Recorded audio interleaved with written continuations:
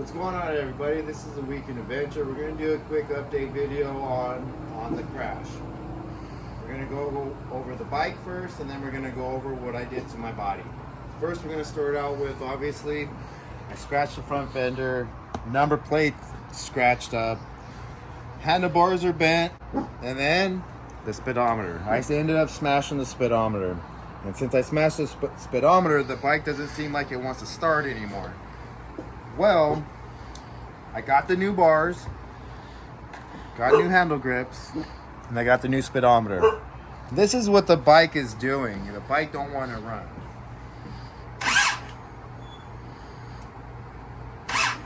That's it. So if you watch, I'll push the button. I don't let up.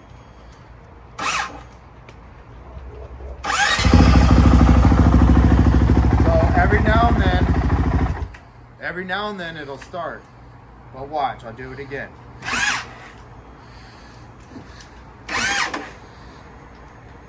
So I'm not sure if it's the speedometer that's causing the issue, because I know the ECU is connected to the speedometer, or is it my starter?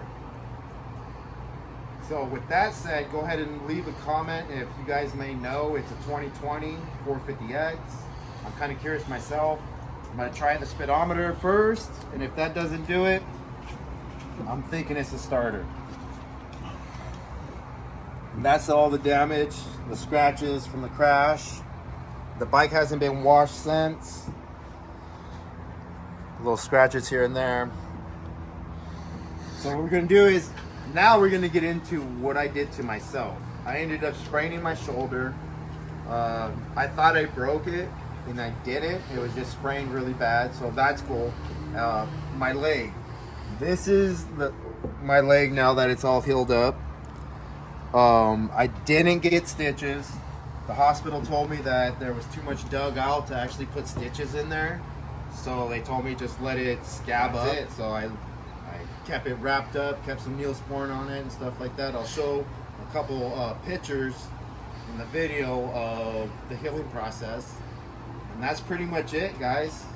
So go ahead and like, subscribe, and let's get the subscriber count up to 1,000. We're at like 315 right now at this video, and we need to get it to 1,000. Let's see if we can do that, guys.